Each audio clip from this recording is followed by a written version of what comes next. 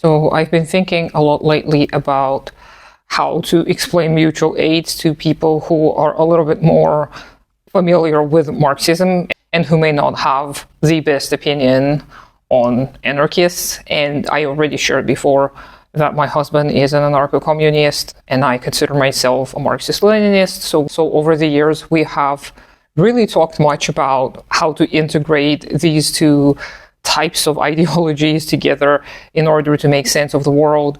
And I personally think that a lot of the dislike that the Marxists have towards anarchist concepts is due to the lack of knowledge. Sometimes people just look at certain concepts in a black and white manner. We all do this, it's normal.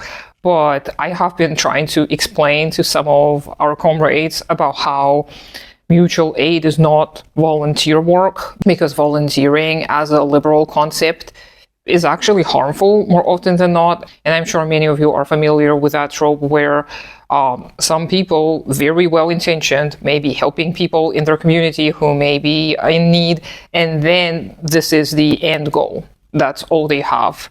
They only want to help the people in their community improve their life, and they say, well, see, I've made an impact, that's good enough, I'm not going to try anything else. Reformism works, and mutual aid is not like this. And I see it as a tool of reaching out to your community in order to help the people in your community understand that the core of all evils is capitalism, and no matter how hard we try to live outside of the realm of capitalism, that's not going to happen.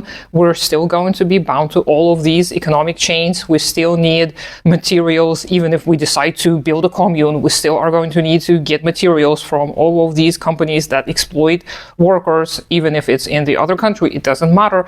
So we are not going to be able to reform our way out of capitalism. We are not going to be able to mutual aid ourselves out of capitalism. However, mutual aid is a useful tool so that we can survive better while we still live under the capitalist mode of production. And it's also a way to show our extended community that we're not just talking, right? It's not just words, because people, I think, have become very, very tired of hearing all the beautiful words on the TV screen, on the internet, and just having nothing tangible come out of it. People are so tired of being told lies, of being fed all kinds of propagandistic nonsense, that people want something tangible. And I think I've already made a video where I said that phrase, because I truly believe that if we are beginning to give people something that is going to enrich their lives, and it doesn't have to be like materially tangible,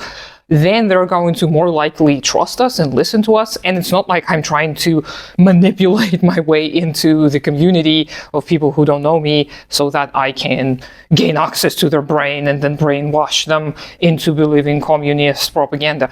That's not the only thing I'm trying to do. I'm also trying to show that we are capable. Look at how much we're able to accomplish, even if it's just a group of us. It's a group of us trying to do better for ourselves and others in our own little community.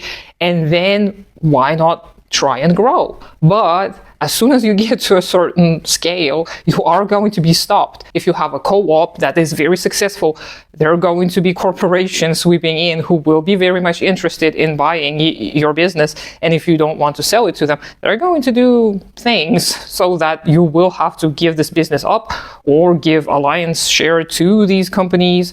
And it's not going to be sustainable in the long run. So you won't be able to just change the world by practicing some socialistic elements, but you will be able to, just as I said before, reach out to more people outside of your little communist or leftist community. And two, you will be able to encourage yourself and give yourself some revolutionary optimism, because it feels good to do good.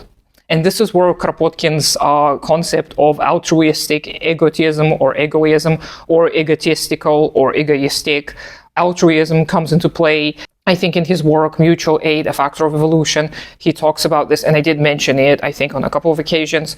But in this work, he does go into detail. Now, actually, I just remembered it was in one of his essays about morality, anarchism, and morality. I think I have a video on this as well. It is a pretty short article or speech, and he talked there about how it makes us feel good to be connected securely with other people in our immediate surroundings, and ultimately it's not an altruistic deed for the altruistic deed's sake. It is for our own sake. We want to feel good about ourselves. This is why we help each other, and this has been an evolutionary advantage according to Kropotkin, which I tend to agree with because it makes sense.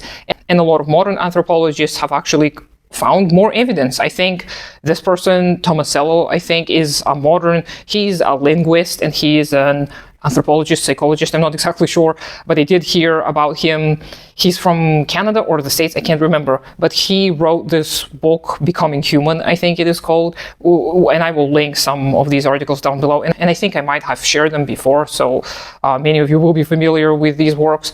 But he also talks about how up until a certain age, babies are very, very cooperative. They want to help, they want to share, and it's a learned behavior to be greedy and selfish. So people like sharing, people like having community with each other, people love depending on each other in a trusting relationships. So this is what we need to learn to do as little groups all over the world. This is going to help us continue organizing on a larger scale. Of course, I know it doesn't sound very glamorous and romantic to just be going around helping in the neighborhood. It may be kind of boring and slow, but it is essential, it is necessary, and I'm going to keep on promoting that, even though some people in the more hardcore Marxist circles consider this to be a truly anarchist move on my side, but we'll see. We'll see if it's going to be harmful to the community at all. I have started little things, and the space that I'm in is one of these. It is a space that's going to be dedicated to more community activities. We've already had some community meetings in here, some clubs and whatnot, and it's going well enough. And I'm, of course, very grateful to be able to do that. And it is very much tangible benefit that I can see in my community, and it is beneficial to me as well. So let me know what kind of mutual aid projects you've been a part of lately. Let's keep this revolutionary optimism going, because the world outside is bleak. Everything keeps on getting worse, so we need as much of revolutionary optimism as we possibly can. Okay, so this is it. It's going to be another short video this week. I hope you have a great day. Consider supporting me on Patreon. Do take care of yourself and your community first, and I'll talk to you sometime later.